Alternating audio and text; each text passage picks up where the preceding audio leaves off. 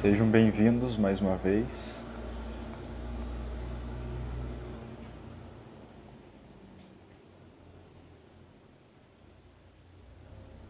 Vão chegando, vão chegando, vão chegando.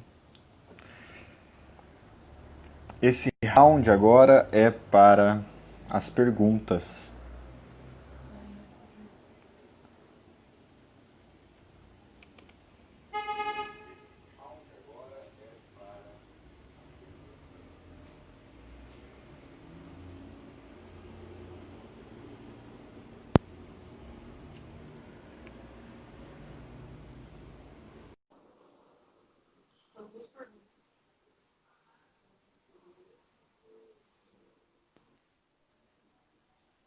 Olá.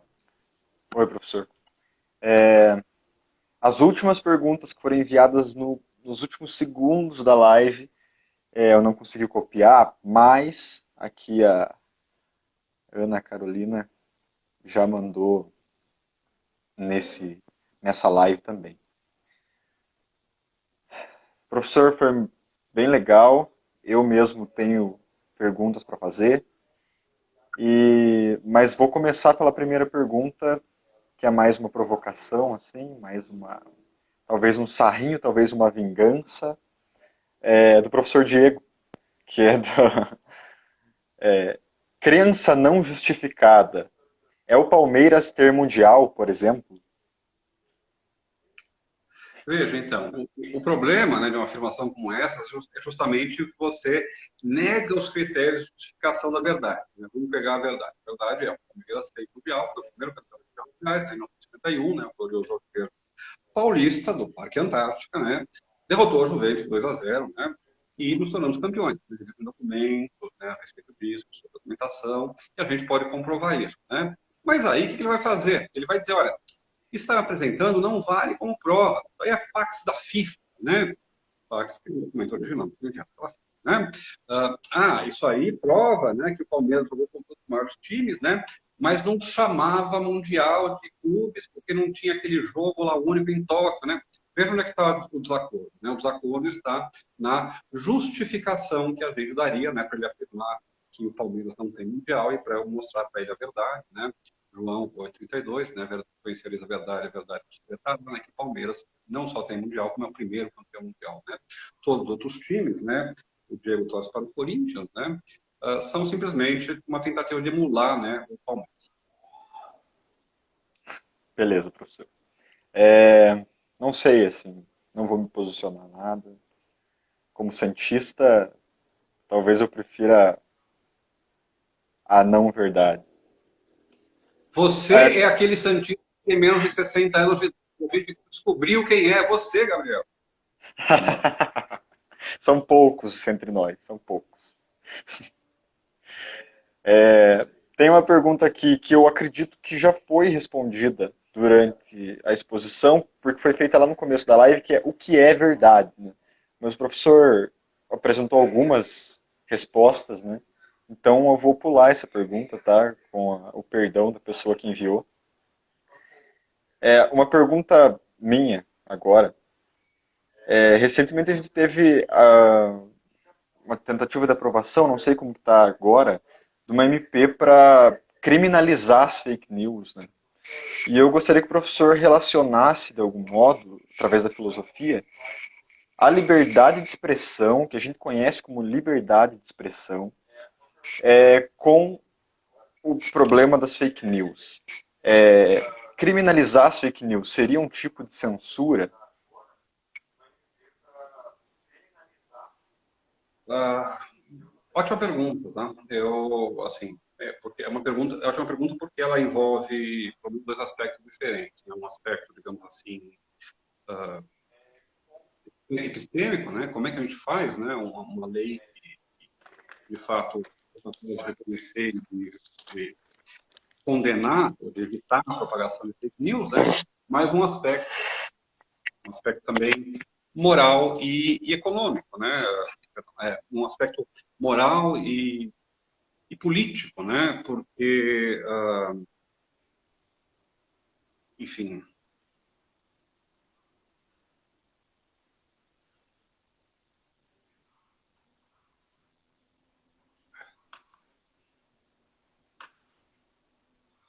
Tá, me perdi aqui. Do que era? Qual era a pergunta mesmo?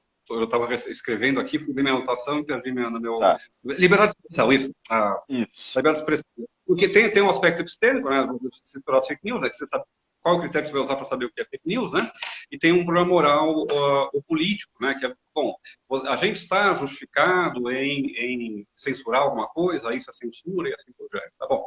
Um bom jeito de a gente começar a pensar isso, né? É lembrar que existem muitas confusões que são feitas quando o tema é liberdade de expressão. Tá?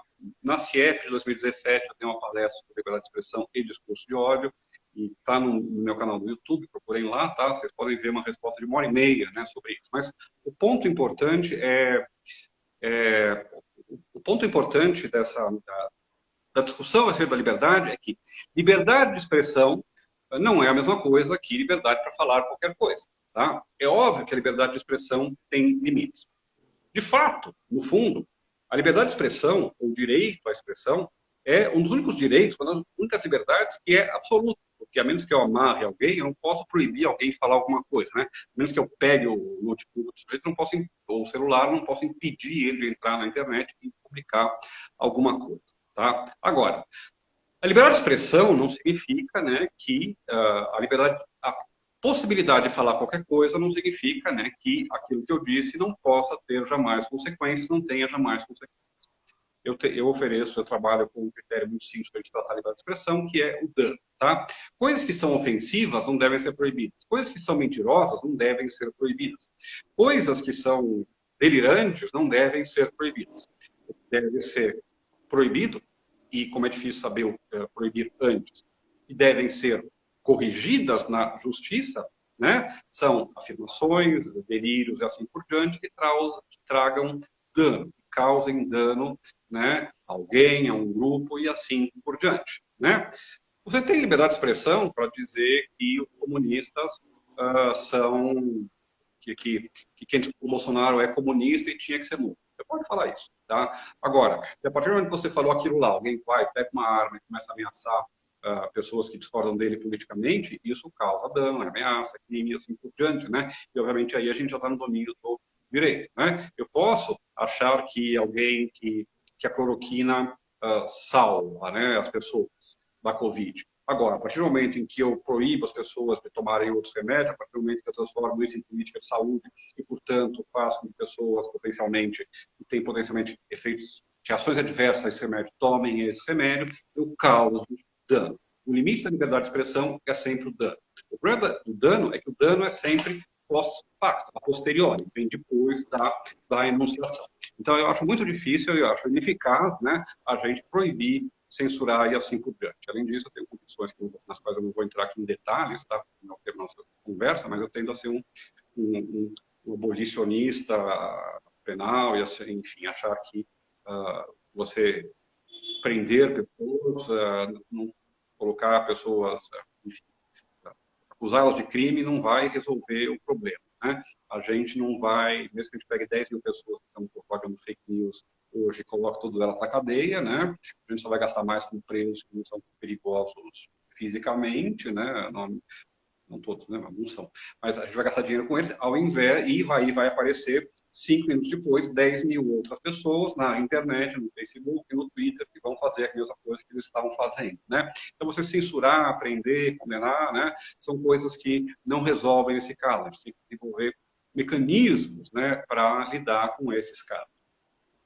Eu falei bastante sobre as concepções clássicas de verdade, conhecimento, razão, lógica, né? E eu acho que essas concepções elas permitem a gente fazer um diagnóstico bastante preciso do que são as fake news, como elas propagam, que estratégias elas se utilizam, né? Porque elas têm tanta penetração, né, na população. Agora, o que essas ferramentas clássicas da razão, do conhecimento, da lógica, assim por diante, não nos fornecem, justamente porque aqueles que defendem fake news negam a justificação da verdade, negam os nossos métodos clássicos de prova e de justificação, né? Então, é porque como a gente não consegue convencer essas pessoas pela razão, é difícil dar também uma terapia, oferecer uma cura pela razão, pela lógica. A gente entende aonde está o erro, mas a gente não sabe como fazer eles saírem do erro. né? E assim, eu vou entrar uma coisa que eu acho importante falar, né? Como é que as pessoas mudam de opinião? Eu fiz a brincadeira dizendo, olha, a gente vai fazer porque as pessoas não vão mudar de opinião quando elas defendem uma fake news, por aquelas todas as razões que eu apresentei para vocês antes, né? Mas existem estudos empíricos em psicologia, terapia comportamental, em economia, né, em sociologia, assim por diante, que examinam o que é que faz as pessoas mudarem de ideia. Bom, quando a gente vai ver o que faz as pessoas mudarem de ideia, a última coisa que faz as pessoas mudarem de ideia são fatos, informações, conhecimento, verdade e assim por diante. O que faz as pessoas mudarem de ideia, o que faz, por exemplo, um negacionista da Covid se convencer de que é a Covid, é o quê? Experiências afetivas e relações afetivas com pessoas que apresentam pontos de vista diferentes, né? Se o sujeito interno no Twitter me fala que eu estou errado, eu vou xingar ele.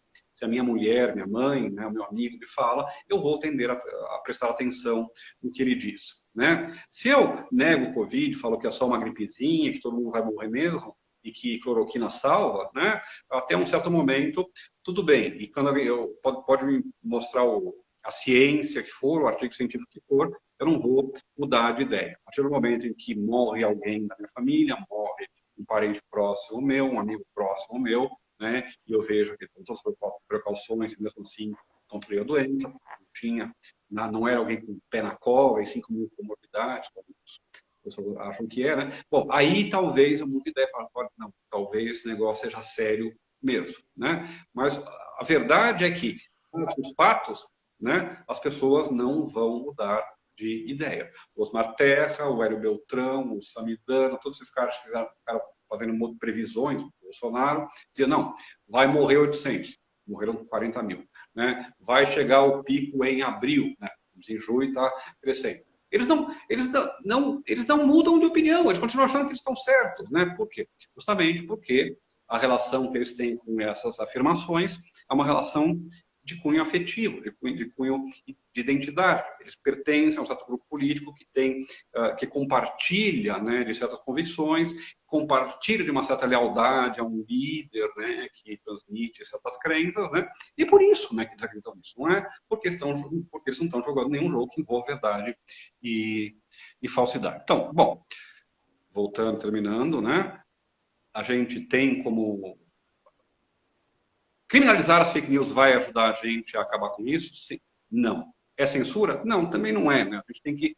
Existem casos em que isso pode ser reprimido, algoritmos do Twitter e assim por diante. Mas uma lei que criminaliza, coloca as pessoas na cadeia, não vai resolver nada. Né? E como eu acho que a gente tem que ter menos leis e regras para as pessoas e não mais, né? Eu acho que não adianta. Tá? As nossas estratégias têm que ser outras. Quais, eu não sei. Bom, o professor acabou de falar que não sabe exatamente quais são as estratégias, mas uma pergunta que eu não lembro bem de quem é, mas foi feita no final da última live.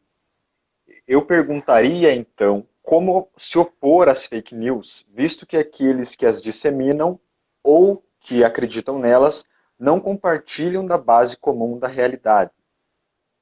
É isso.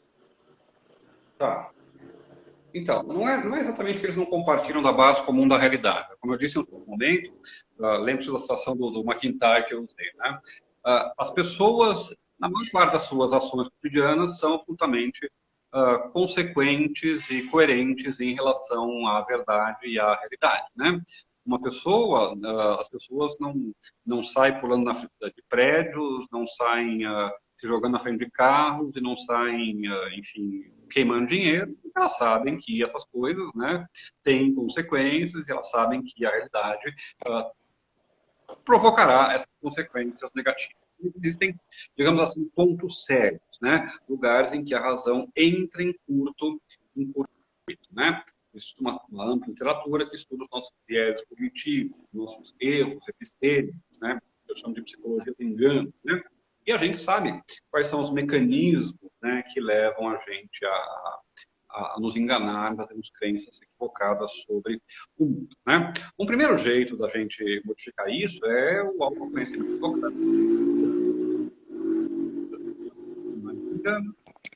Nós mesmos, eu mesmo, né? O Feynman dizia, né, que temos que tomar todo o cuidado do mundo e não nos enganarmos, e a pessoa mais fácil de enganar no mundo é você mesmo, sou eu mesmo, né? Eu estou falando e pensando, porque, como eu disse, a gente acha que todas as nossas crenças sempre são verdadeiras. Esse trabalho de você examinar reflexivamente as suas crenças, é uma coisa que pouquíssimas pessoas, em porcentagem da humanidade, fazem, né? É um luxo, digamos assim, talvez, um privilégio que exige um certo temperamento, uma certa cultura, uma certa formação, um certo tempo livre, um certo gosto, uma certa liberação das condições materiais, né, que nem todo mundo tem. Ou simplesmente exige uma vontade, uma curiosidade que a maior parte das pessoas não tem, né? Bom, então, as pessoas, o problema com combater, eu acho, né, que a gente tem que buscar esses mecanismos que permitem mudanças de opinião e mudanças nas crenças das pessoas no nível individual. Agora, no nível, digamos assim, macro, né, o social, né, como é que a gente combate fake news de imprensa, de governo e assim por diante. Né? Aí já não dá para chegar, né, conversar, olha, vamos falar sério, né? Você tem que ter mecanismos de controle jurídico, não tem jeito. Né? A gente vive uma sociedade política, que é regida por leis, é o Estado que tem o monopólio da força, é o Estado que tem o monopólio da violência, é o Estado que detém a totalidade da soberania no nosso território. Né? Então, a gente tem que buscar mecanismos jurídicos para combater isso. Por que é que o Bolsonaro está em guerra com o STF durante uma pandemia de Covid? Porque o STF justamente tem a função de lembrar a ele que a narrativa que ele está tentando apresentar não condiz com a realidade, e porque ela não condiz com a realidade, tem consequências nocivas para os brasileiros, ela, em certos aspectos, tem que ser barrada, né? E ele não pode, então, fazer tudo, tá? Bom, a gente tem que encontrar soluções jurídicas. Soluções jurídicas, no caso do Brasil, dependem de instituições que estão muito fracas. Eu acho que países com democracias liberais, representativas, mais desenvolvidos, sofisticados que a nossa, né, a Alemanha, os países nórdicos e assim por diante, né, até os Estados Unidos, por exemplo, em certa medida, são capazes de dar respostas mais eficazes a isso. Nós ainda temos um arcabouço institucional que é fraco e que está submetido aos ventos do momento, né? E, assim, agora, a pergunta que aí é um chute, porque é futurologia, né? Bom, como é que a gente vai reverter isso, reverter essa tendência? Não sei. Talvez a gente esteja entrando numa época que é pós-informacional, pós-conhecimento, pós-verdade mesmo, e essas coisas de verdade, realidade, né, são caprichos que alguns filósofos vão continuar tendo nas suas salinhas nas universidades, né? Eu não sei qual é o caminho para sair disso, tá? Eu acho que a gente pode pensar várias coisas, né?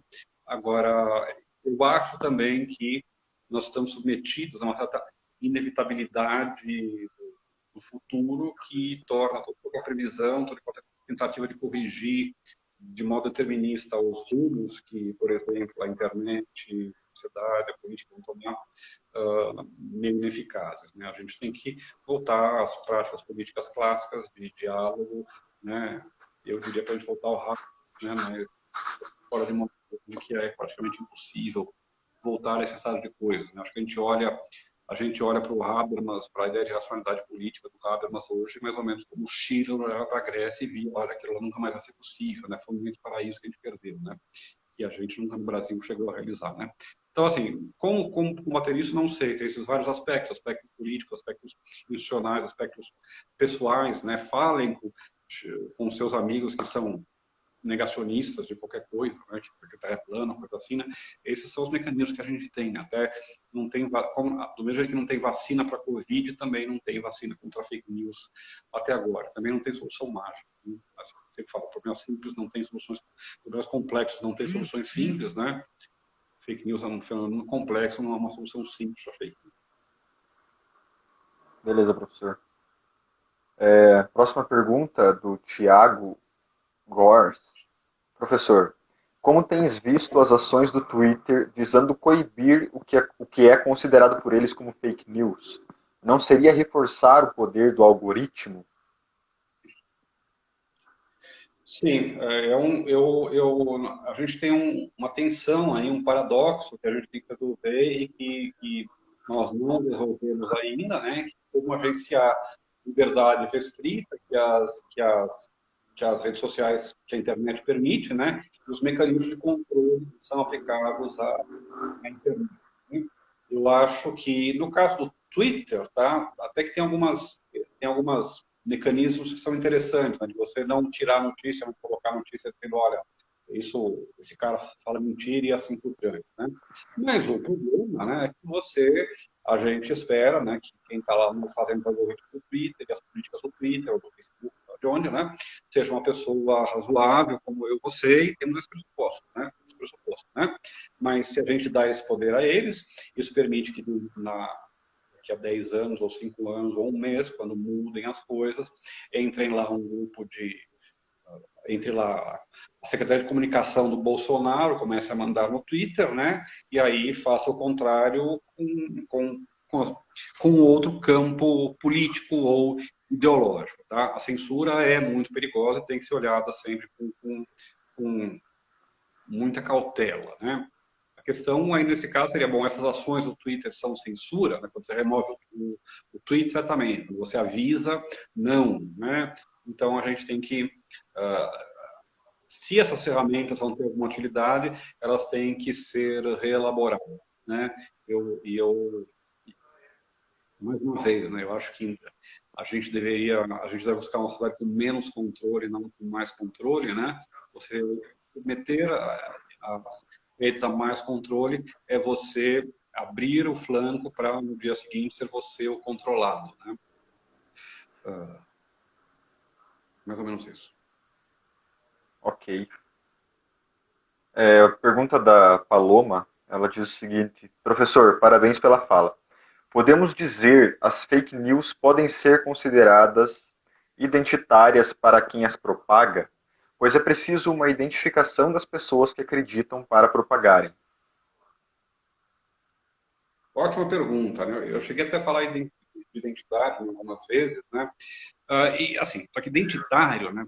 Vamos tomar cuidado com essa palavra. Identitário, hoje em dia, muitas vezes, tem certo conjunto de políticas, conjunto de ações, também de teorias, das ações, né? Que tem a ver com a reivindicação e do fim de situações de desigualdade e privilégio que envolvem essas categorias minoritárias da sociedade, né? Mulheres, negros, enfim, e assim por diante, tá? Existe uma política identitária que é identitária nesse sentido, tá? Então, obviamente, né, assim, a política, as fake news não são política identitária nesse sentido, porque quem propaga fake news não está preocupado em diminuir a desigualdade, em reparar privilégios e assim por diante. Não é essa identidade da qual a gente fala quando a gente fala que é uma identidade entre aqueles que propagam fake news, tá? Mas há certamente uma identidade no sentido de que há alguma coisa, né, que une as pessoas que praticam esse tipo de ação. Né? Quem propaga, se a gente pegar assim, a gente sabe assim que existem estereótipos, mas os estereótipos muitas vezes correspondem à realidade. Existe um certo tipo de pessoa que é mais propício a propagar, aceitar e propagar fake news do que outros, né? Bom, enfim. Agora, essa identidade, então, é uma identidade que tem a ver com essa política de afetos, né? Com você escolher certas opções políticas porque você se identifica, né, com outros, tem gostos parecidos, tem valores parecidos. Então, nesse sentido, né, de identitário, que é um sentido diferente daquele anterior que eu mencionei, né, os fake news são identitários, né? Eles gostam de eles são unidos assim por feixes de interesses comuns, né? Eles gostam de armas, né? Nem todo mundo que é bolsonarista gosta de armas, mas a imensa maioria dos bolsonaristas compartilham o entusiasmo muito maior da população por armas. Ter, pegar, mostrar e assim por diante, né? Isso é um elemento de identidade, né? Não é só você mostrar eu sei atirar, eu tenho uma arma, eu gosto de armas, né? É você dizer eu tenho uma arma e eu gosto, eu me identifico com as pessoas que têm armas, não aquelas pessoas que não têm armas, né? Floquinhos de neve, né? Estudantes do DCE, né? Que tomam leitinho e não aguentam nada. Eu sou macho, tenho uma arma, né? Esse dizer, eu tenho uma arma é uma prática identitária, né? As pessoas como cidadão de bem, né? Família, Deus, família, né? Bom, são práticas que englobam certamente uma dimensão de identidade, né? Agora, o que é interessante hoje é que essa identidade, por assim dizer, ela ganha essa porosidade, né? E essa, digamos assim, ela tenta se impor em direção ao outro, né? A mesma crítica que se faz ao movimento identitário naquele primeiro sentido que eu disse, né? A gente vai poder fazer, né? Aos movimentos identitários nesse outro sentido, né? Você está tentando, na verdade, impor valores, impor uma identidade aos outros que não é a deles, né? Quando o Weintraub fala na reunião ministerial, né? Ele odeia os índios, os povos indígenas, foi a expressão que ele usou, né? E depois, é mais chocante, porque ele é judeu, né? E os judeus foram perseguidos assim, perdão, ele é judeu, e ele falou dos ciganos, falou dos povos ciganos, eu odeio essas expressões, né? Os ciganos também foram perseguidos, né? Por Hitler no Holocausto, né? Bom, por que ele fala isso, né? Porque ele odeia, ele nem sabe o que é um índio, ele nem sabe o que é a política indígena da FUNAI, ele nunca foi numa aldeia, ele nunca falou com índio na vida. Por que ele odeia índio, né? Porque o índio não é ele, porque o cigano não é ele, porque o aluno de DCE tatuado, né, que ele falou do alargador em uma resposta idiota que ele deu, né, cara, não é ele. Eu, né, sou do bem, da turma do Bolsonaro, da turma da bem, né? E os outros estão do outro lado, né? Então, sim, há um elemento identitário forte, há um conjunto de identidade, de identidade forte na propagação das fake news, né? A ideia de bolha ideológica, a ideia de nicho ideológico dentro da internet, ou mesmo na vida real, né? É uma coisa que tem a ver com identidade, né? Com o modo como o sujeito se define e como ele busca reconhecimento e pertencimento, né? Pela propagação, afirmação dessa identidade, desse valor, né? Armas, Deus, família, né? Tudo isso, né? Cria identidades. Minha bandeira jamais será vermelha, essas coisas. Tudo isso, né? Tem a ver com criar identidades, tá? Eu não vou entrar nisso, tá? Porque é uma discussão tão chata de falar de fascismo hoje em dia, né? Mas é um elemento definidor do fascismo, a instituição de uma divisão da sociedade, uma política entre nós, né, os bonzinhos, e eles, os inimigos, né? As fake news são um elemento fundamental, essencial, da construção dessa divisão entre nós e eles, né? Tem os coitadistas que estão preocupados com a Covid, que não querem trabalhar, com o vagabundo, e tem a gente. Bom, é isso, né? Certamente tem esse elemento. Nesse sentido, falei, não confundir com aquelas políticas que eu disse. Beleza? É. Só complementando, eu lembro de uma aula do professor mesmo de lógica no primeiro ano. O professor falou que a tendência, quando você assume, por exemplo, um posicionamento político, é que você compra um pacote completo, como quem compra um pacote de televisão, né?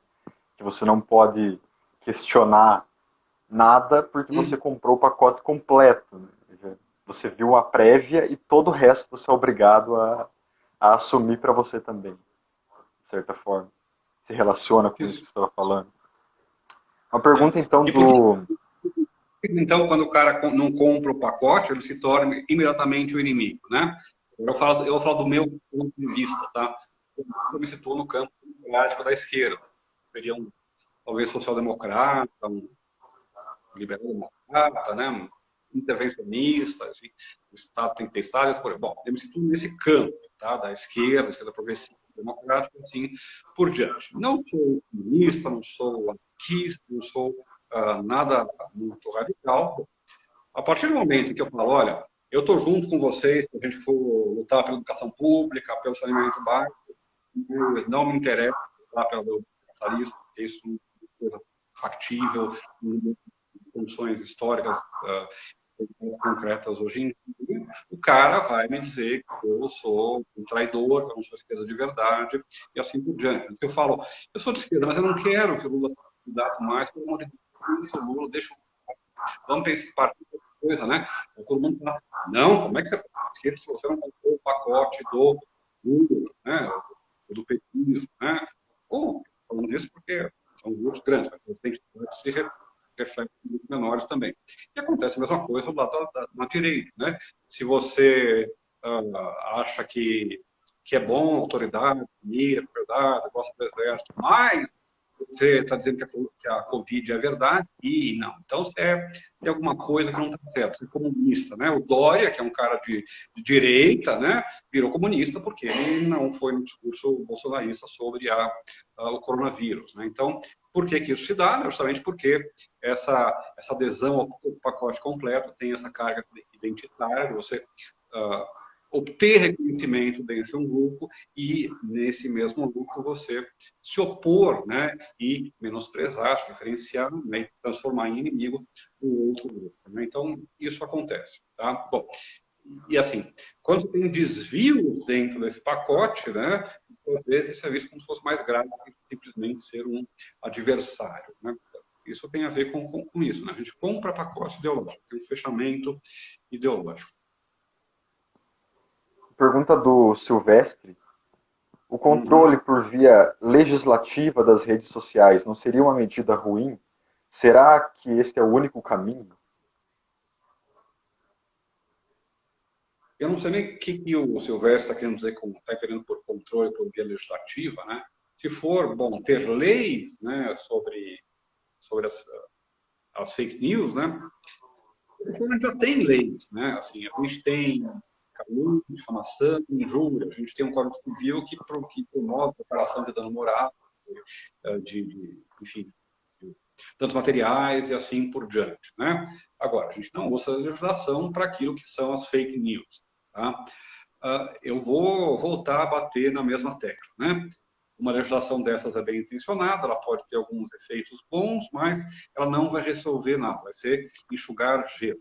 Não adianta a gente resolver um problema que tem a ver com uma certa configuração do pensamento, da estrutura social hoje em dia, que tem a ver com a estrutura da comunicação através de redes sociais, né, com uma leizinha, né, que afeta um aspecto totalmente marginal, né, que é a relação do usuário da internet com a justiça brasileira. O problema não está aqui, o problema não é um problema que a gente resolve no varejo, né? É um problema no atacado, né? legislação não vai resolver isso. Tratados internacionais de boas práticas, sim, né? A ampliação de marcos regulatórios internacionais, né? mais indicativos do que punitivos, sim. Tá? Agora, a questão é, vamos pensar nessa lei? O que acontece? O debate racional hoje em dia não existe mais. Não existe mais, lembra-se do Habermas lá, né? Do Habermas, simplificando muito, né? O ideal da política é quando dois adversários se encontram no parlamento, né? Um deputado de um lado do outro, eles discutem lá, as pessoas ouvem os argumentos, eles votam, né? E aquilo lá representa a decisão racional, informada, que segue uma série de regras da sociedade. Né? Isso não acontece nunca. Nunca aconteceu, não sei, talvez em momentos muito particulares da história, e nunca vai acontecer de volta. Né? A gente achar que a gente é capaz de implementar a sonoridade na larga escala é um projeto que eu acho que desapareceu. Então, como é que a gente faz? Né? Enfim, será que leis são a solução? Tem que ter leis, né? Mas leis, veja, eu fiz direito nos anos 90. Naquela época eu tinha direito de informática. Estava no início, assim.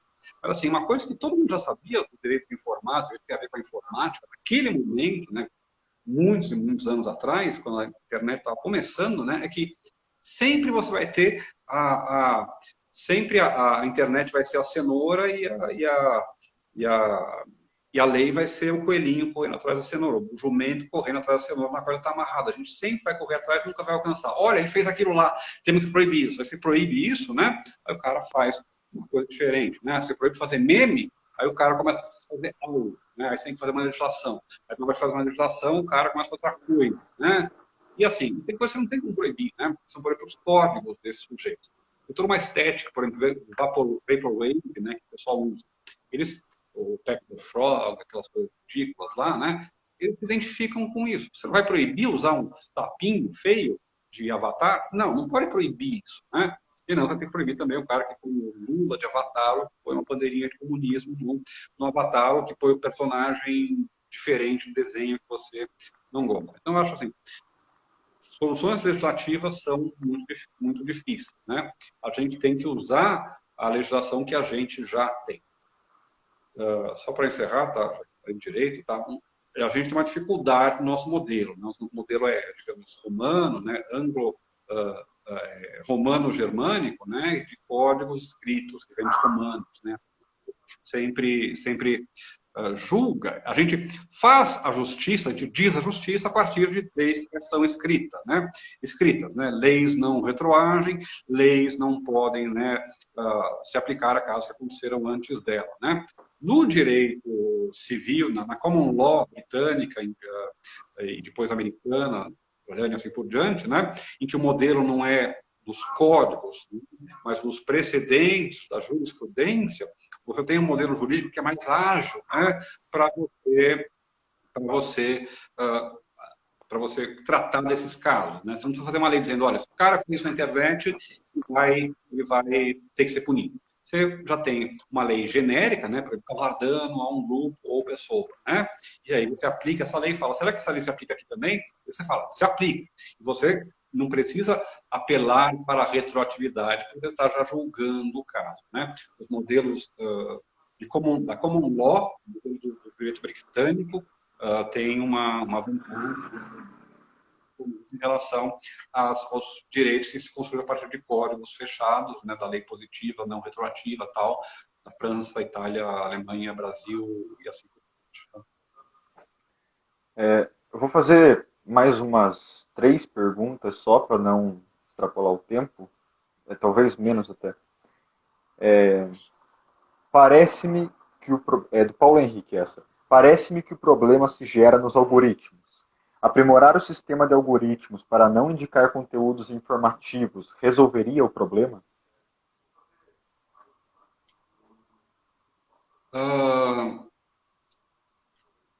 Eu não sei, assim, como é que você vai fazer esse algoritmo? Né? Assim, é um problema. Eu não sei se primeiro eu não sei se resolve. Depois, segundo, é muito difícil você fazer esse tipo de algoritmo, né? Porque se for um algoritmo, ele pode vir a ser usado para o contrário, né? Se você, por exemplo, só para te dar um exemplo, tem um negocinho que chama Trollbot, uma extensãozinha que você coloca no Chrome, né?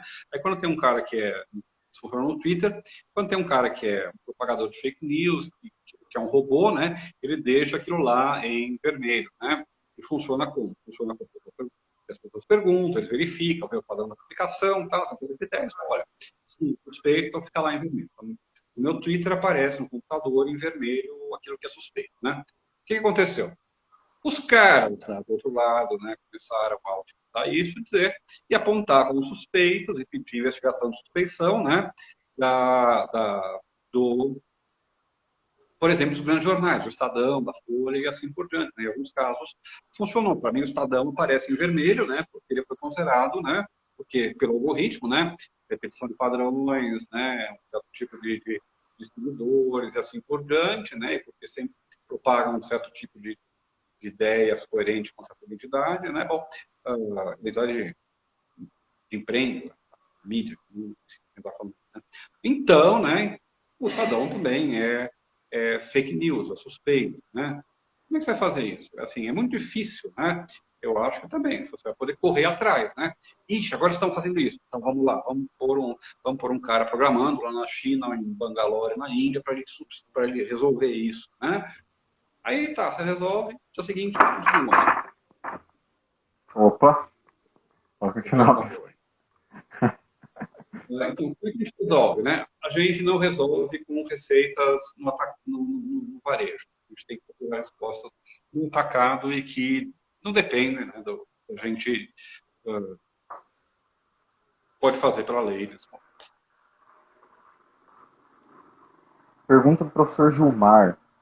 Será que um antídoto para as fake news poderia ser dado por um algoritmo virtuoso ou responsável? Poderia, né? Mas o que seria um algoritmo virtuoso ou responsável, né? Sob um certo aspecto, um algoritmo virtuoso responsável seria algum que só como é que você vai decidir isso? A partir do momento que você está decidindo, parece que é uma boa. A partir do momento que o outro começa a decidir, parece que não é tão bom assim, né? Agora, veja outro aspecto dos algoritmos, Gilmar, né? O algoritmo sempre reforça, justamente, né? Você ver coisas iguais, reforça as identidades, né? Então, se, por exemplo, eu sou um apoiador do Bolsonaro, eu vou ver material que é favorável ao Bolsonaro. Se eu sou um apoiador do Lula, eu vou ver material que é favorável ao Lula. Que seria um algoritmo virtuoso. Um algoritmo que, por exemplo, reproduzisse a diversidade de opiniões que a gente tem na vida real, né? Alguns são bolsonaristas, alguns são lulistas, alguns são ciristas, alguns são marinistas, alguns são outra coisa, alguns são palmeirenses, corintianos e assim por diante, né? Só que aí o cara vai se desinteressar, né? E você vai ter menos clique, né? Para que você possa ter ideia do universo, confiável e assim por diante, né? Você tem que mudar as regras do jogo, né? Você tem que mudar, por exemplo, o capitalismo, né? Porque o que o cara que publica alguma coisa quer, que o provedor quer, que aquela rede social quer, é clique, tem sim, tem veja. Você faz um algoritmo que isola as pessoas, né? Pelo menos diversifica o conteúdo, né? Você vai também diversificar, né? E, portanto, espalhar, pulverizar conteúdo, audiência, acesso e assim por diante, né? O que vamos fazer? Vamos estatizar todos os provedores de internet, todas as redes sociais? Não, não vamos, porque a gente não está no começo do século XX, né? A gente não tem condições para isso, né? Não é uma medida que seria factível, né, no clima político hoje. O que a gente vai fazer? Repito, eu não sei. Eu acho que o que a gente pode fazer é pensar quais são os problemas, identificar os problemas, para então apresentar essa solução. Tá? Agora, um terceiro elemento também que é importante, eu acho, é o seguinte: algoritmos são coisas mais ou menos incontroláveis, tá? São coisas que, por quê? Porque algoritmos que funcionam em amplitude grande, né, assim, que trabalham com Big Data, que trabalham com enorme capacidade de processamento, tudo, enfim, para identificar tendências e assim por diante, né? São algoritmos que foram construídos ao longo do tempo pelo acréscimo, né, de uma série de códigos diferentes que vão ser, então, recolocados, né, para você montar uma maquininha, uma operação que te dê, através do input, te dê o output que você deseja, presente para o sujeito lá, aquilo que interessa a ele. Né? Como é que você vai fazer, como é que você vai projetar algoritmos que sejam virtuosos? Né? A própria ideia de um algoritmo virtuoso é uma ideia que é muito difícil de ser executada na prática, né? Em termos de programação mesmo. Né? Como é que você vai programar, né, um algoritmo para que ele seja virtuoso? A questão é, para que você possa programar, você tem que definir os parâmetros antes. Né? Para que você possa definir os parâmetros antes, tem que haver um consenso de justificação. Né? E se você tem esse consenso prévio, você não tem como controlar nada através do algoritmo. O algoritmo, sim, materialmente, né, talvez seja aquilo que permita a gente controlar uma certa forma de propagação das fake news. Agora, qual teria que ser o conteúdo desse algoritmo? É possível um algoritmo desse? É uma pergunta diferente, né, para a qual a gente não tem resposta. Que é uma pergunta que é filosófica. Tá? Eu aproveitar aqui também, né, assim, a gente sempre tem muitas coisas muito atuais, né, fake news, e assim por diante, mas a filosofia nos ensina sempre a paciência, o conceito, e que quando a gente tenta julgar as coisas no calor do momento, a gente tende a não ter o afastamento histórico e a distância reflexiva, conceitual que é necessária. Às vezes nem os aparatos conceituais são necessários para entender bem aquela situação. Né? Eu acho que a gente tem que tentar fazer o diagnóstico adequado do presente, das limitações da internet e da nossa sociedade em geral, né? Buscar, então, entender o que poderia ser modificado para a gente obter resultados melhores. Né? Mas a gente não está nem próximo disso. Né? Então, eu acho que assim, a gente tem dificuldades conceituais, políticas e computacionais para ter algoritmos do bem. Eu apoio totalmente, mas não é factível. Né? Agora vamos fazer a última pergunta, professor. A pergunta é do Oséias Rodrigues. Poderíamos apelar para as emoções ao convencer sobre fatos, já que argumentos válidos com premissas verdadeiras não são suficientes? Claro que podemos, assim, devemos. Né?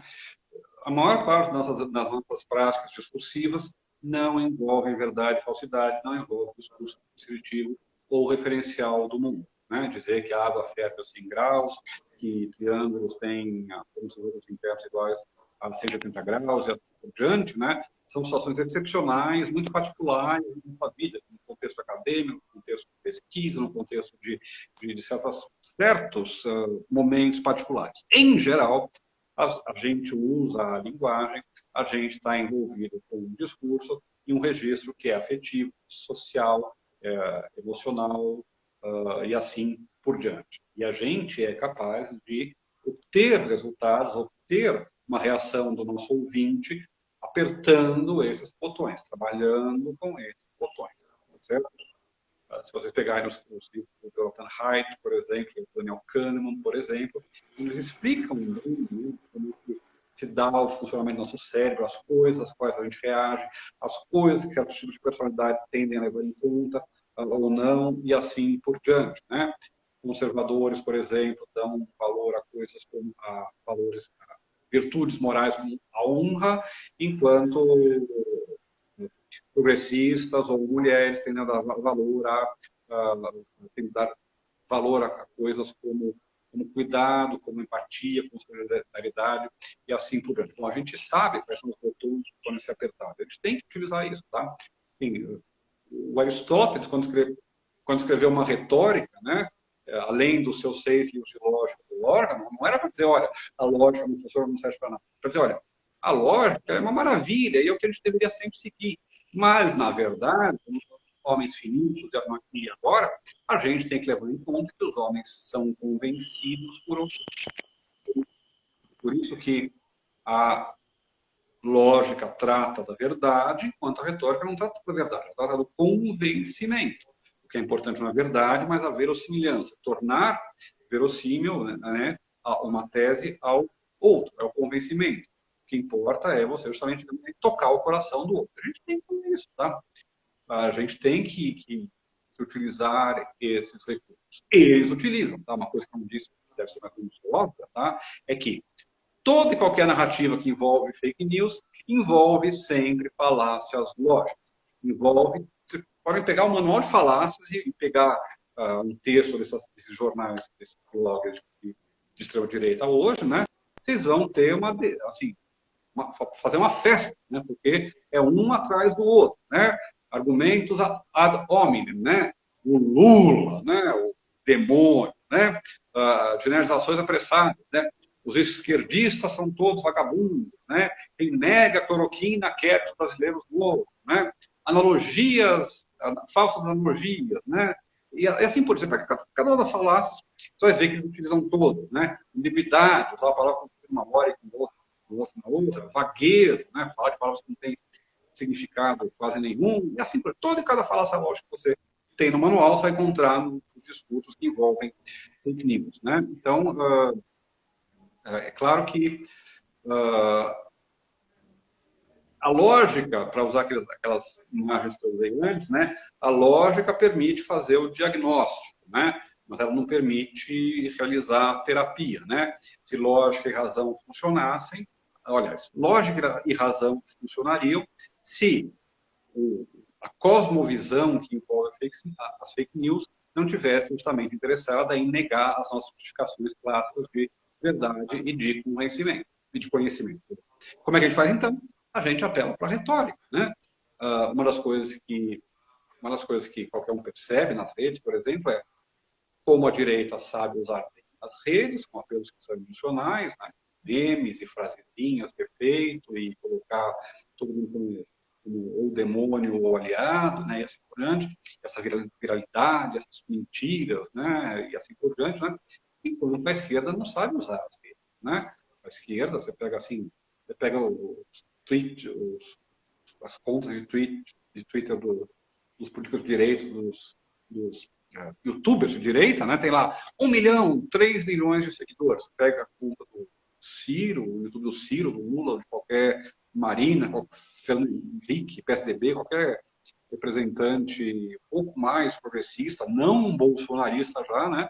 Não sabe, assim, desde a centro-direita até a extrema-esquerda, esse campo não sabe usar a internet. A extrema-direita, né, a alt-right, a far-right, assim, a nova-direita, sabe muito bem usar isso. Né? A gente tem que virar o jogo. Né? Mas a gente vai se rebaixar, jogar o jogo deles? Não, não é o jogo deles. Né? O Aristóteles já sabia disso. Né? Às vezes o convencimento racional não funciona. Né? O Averroes, né, dizia que se alguém nega, não seja uma fogueira para ele ver que tem uma diferença de queimar e não queimar. Né? Bom, essas coisas concretas que envolvem emoções, que envolvem práticas cotidianas, são absolutamente fundamentais para as pessoas mudarem de ideias e para a gente combater as fake news. Né?